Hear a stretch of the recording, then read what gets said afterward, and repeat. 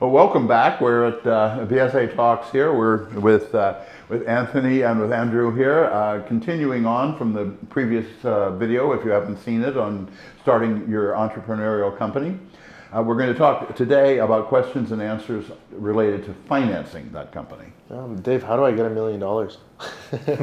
I'll have Andrew start with actual questions. You had a question. Right, yeah. So as someone who's creating their company and they're finishing their product and they're a perfectionist, how do I know it's time to put my product in front of investors and ask them for money? That's an excellent question. Investors are not interested in telling you what you should do. They want to hear what you want to do, and they're interested in providing you with money. So at one point you have to have a well-formed idea to take it to them. On the other side, however, perfectionism can result in you never doing anything. So you have to go out and ask. I tend to ask early.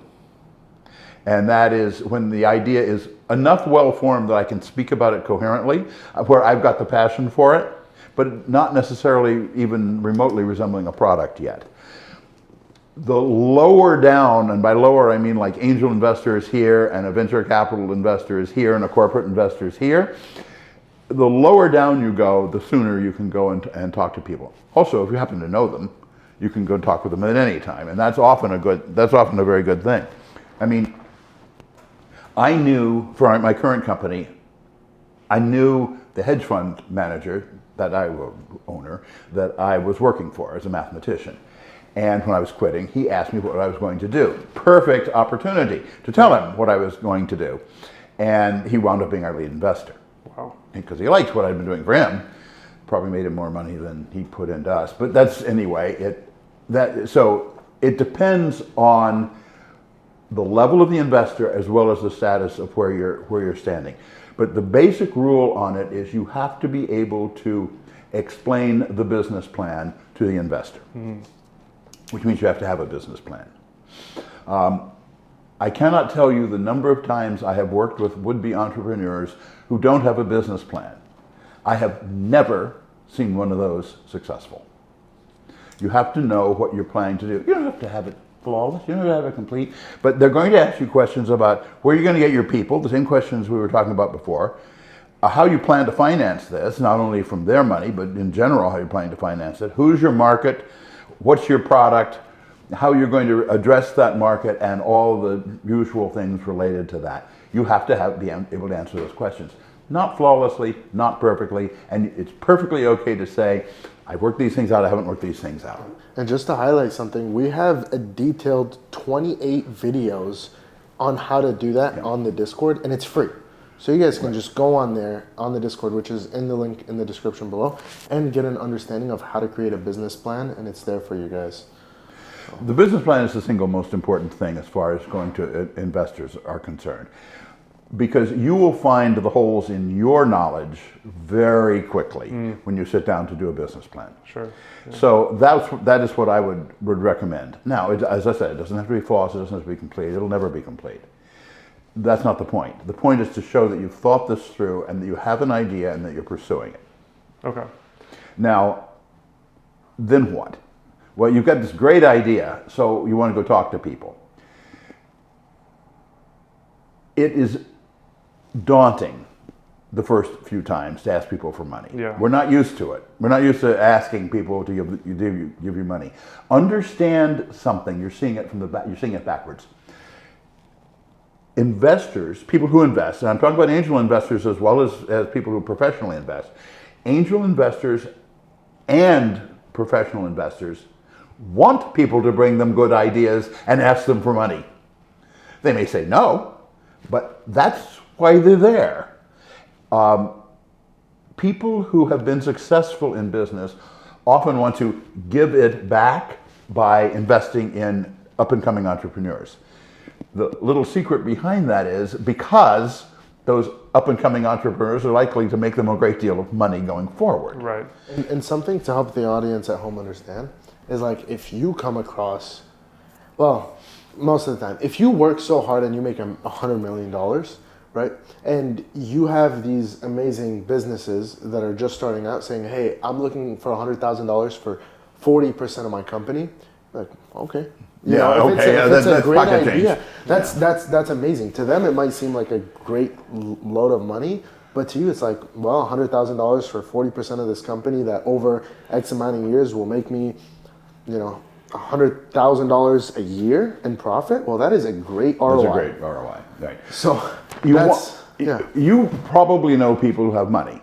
Ask them, not necessarily for money from them, although that may be appropriate too, but ask them if they know people that you should be talking to. Because the cardinal rule in raising money, as well as in anything else in entrepreneurship, is if somebody tells you to go talk to X, go talk to X and report back. Okay. And people are saying, well, you don't want to bother him, I don't know this person, blah. Put that all out of your head and go talk to X. Because you have said something to the person that introduced X. You've said something to them that triggered an interest. It may not be their interest, but it shows you have something worth recommending it to somebody who counts on them as, you know, as a moat between bad ideas and them. You breached that moat. Go talk to them. Right. Now, how do you know what percentage to offer them? I mean, and how do you know what price to offer them? I mean,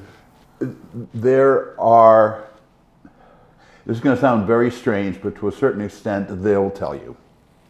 And you say, well, how you're not going to let the person buy? Yeah. There's a market out there, and venture, especially at the venture level, people know what things are worth, what a company's going for. When we were doing it, it was very typical that a good idea would have between $1 and $5 million pre-money valuation. So how much money do you need? It's got $4 million pre-money valuation. That tells you what percentage of the company you'll have to give them. Nobody's surprised about that approach. And there's plenty of articles that tell you what pre-money valuations are going around in the market these days. I see. You know, I've not been at the position where, for the past couple of companies, I've had the money to do it myself, and I'd get it all the way to we had products and we were out selling in the marketplace before we raised any money, many times. You don't have that luxury. But find out what an idea, and by an idea I mean you've got a business plan, you obviously have a product, you have not a product built, a product idea, and you know what you need to do to get it to be a real product. That's the basis. At that point, you can go look and see what that's, you know, there's articles about it that talk about it, and everybody reads them, and everybody knows what they are. I see. And then probably the most important thing is simply go and talk to the people with money and tell them why they should give you money. Right. And I believe this is what the market looks like. This is the market that I believe that this product will address. Here's why I believe it's growing at 90% a year, and why I think I can address that market. They're not looking for you to have the answers. They're looking for you to have the questions. I see. And that's the most important thing, is have the questions, the right questions about what's going to make you successful. And they're going to change with time. I mean, what makes a company successful now is a whole heck of a lot different than it was 40 years ago when I started my first one. Right. But you stay flexible, and remember I talked about being flexible. You stay flexible. Say now I'm a business owner and now I've gotten funding. I got $1 million, $2 million. Now, how do I make sure that if I'm accepting an offer, or I'm in the process of accepting an offer, that it's a good offer to accept? And that segues to another question I have is, have you ever turned down an offer, and how do you know it's appropriate to do so or not? Oh, yes, I have.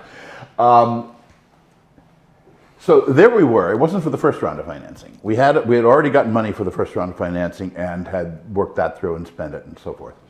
It was for the main round of financing, and the company that was our lead investor wanted us to raise, I think it was $900,000, to build a marketing plan, a marketing business plan, and hire a marketing person and so forth.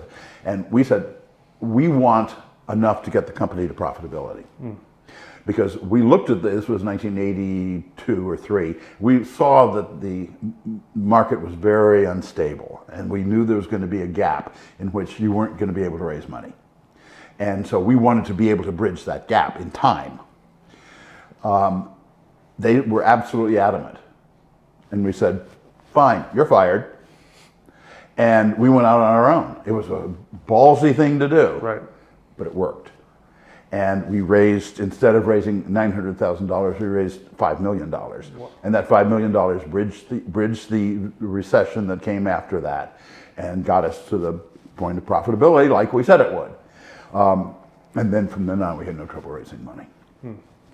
So that's there's your secret. You can, yes, you do turn money down sometimes. If the requirements are something, usually it's not because the price is bad. Oh, stay away from idiotic things like Shark Tank.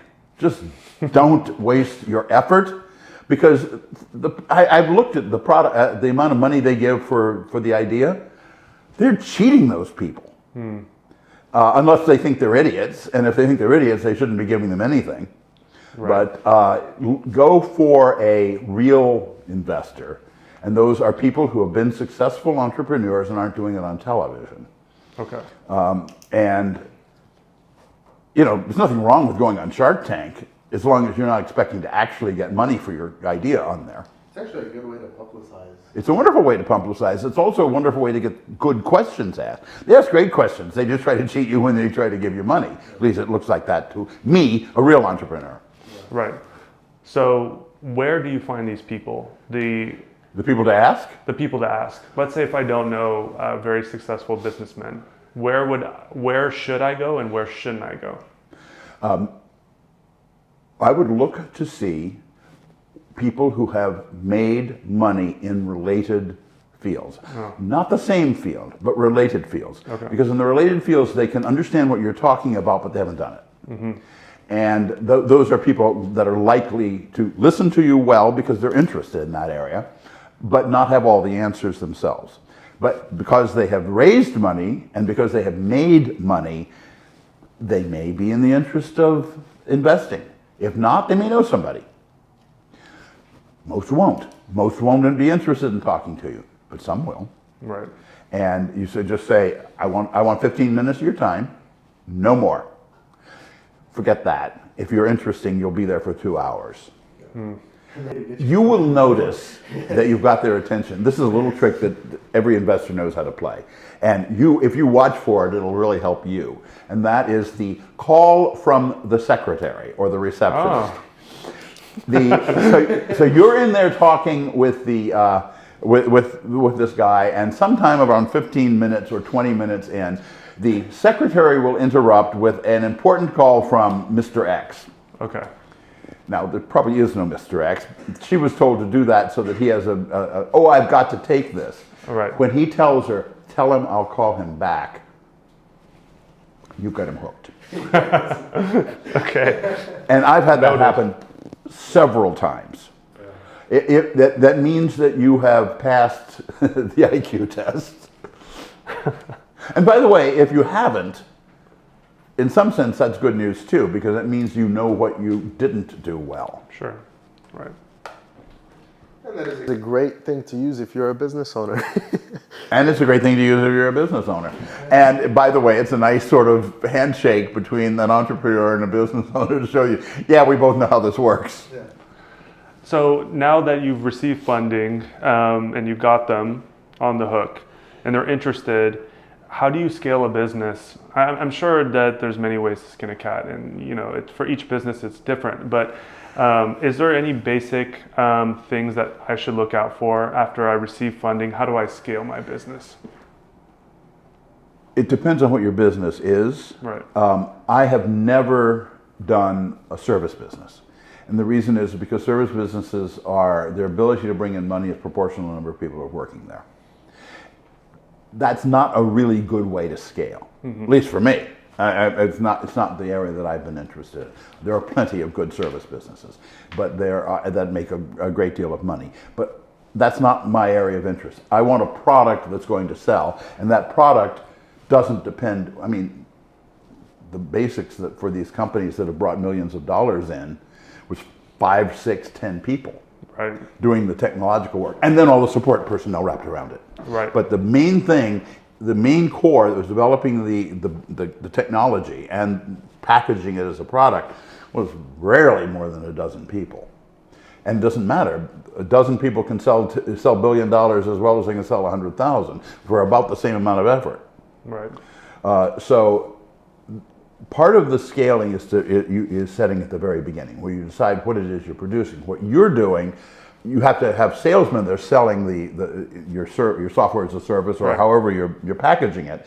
But that's something that doesn't depend on how many people you've got. It doesn't even really depend on the number of salesmen you've got. It depends on who the customers are, Right. as to whether you scale it. I mean, one billionaire hedge fund that's paying you $100,000 a week to run your software is worth, takes no more effort to sell than somebody who's True. trying to do it at home for $50 a week. Right. But it brings in a lot more money to you and to them. Of course, you say that it is, but everybody says that. What you really do is you demonstrate that it is. I mean, when we became the lead software program for the United States Postal Service, way back when, we did it in contests with Lockheed and IBM and the other people that were there, and we beat them in performance.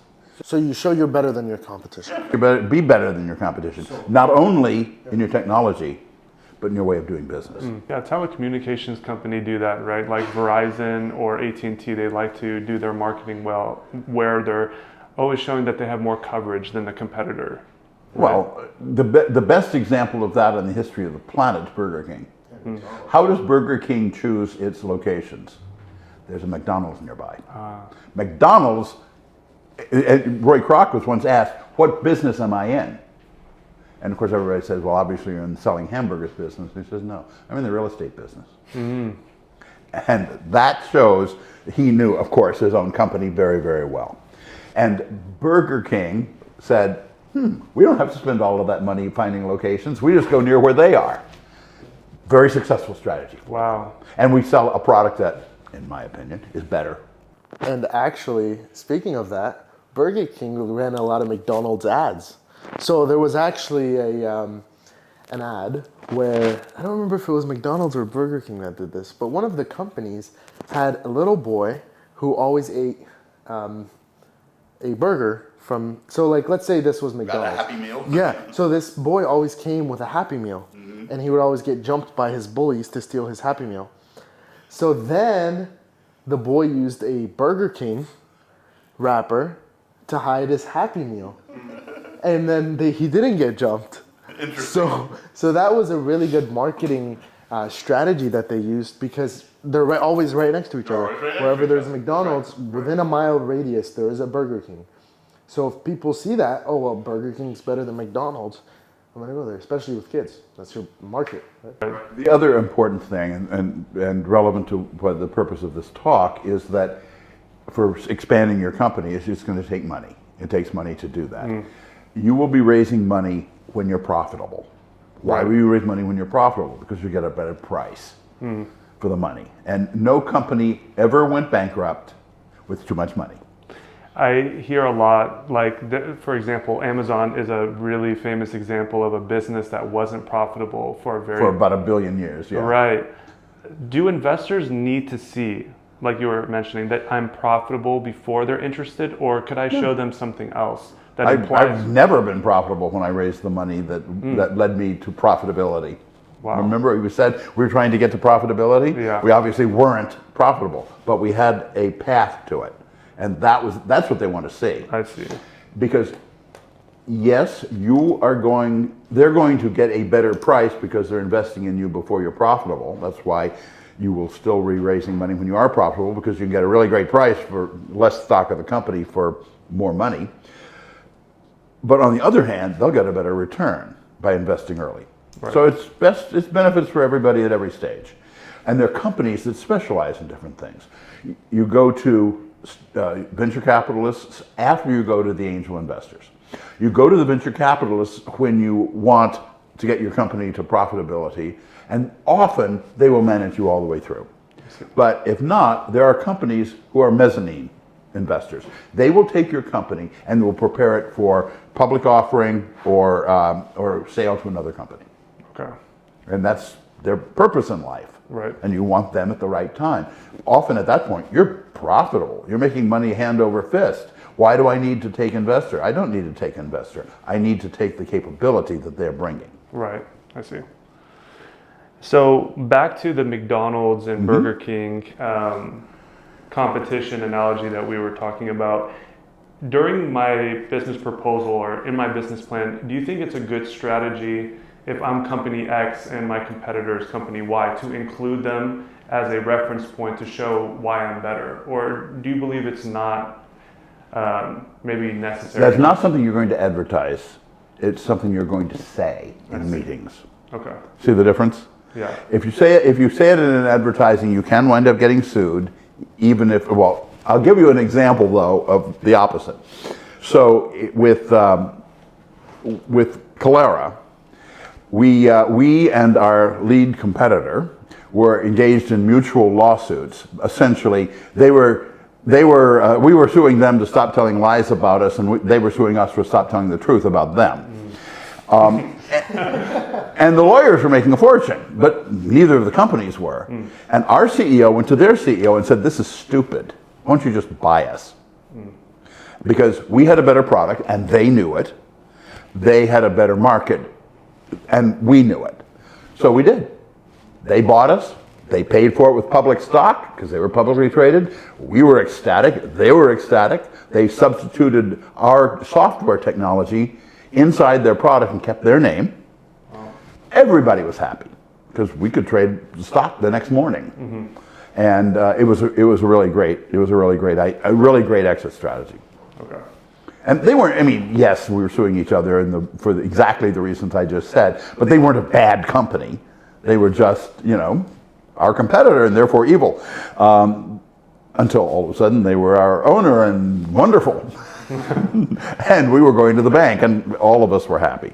Right. So invest in your company with your own brain.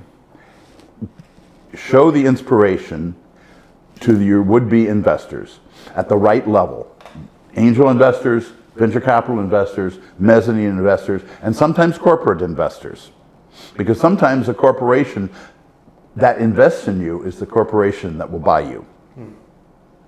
And by the way, you get a better price when they buy the whole thing because it's the whole thing. Right. They don't have to worry about some other person having an opinion about what happens next. True. So that's my advice. Awesome. Well, thank you so much, Dave. I also like it that you're thinking about your exit strategy when you're still trying to get the company going, because you should. Okay. Because the point of this is, of course, to work on interesting things, but it had better be to make a product that people buy and that gets you rich. There's nothing wrong with wanting to be rich.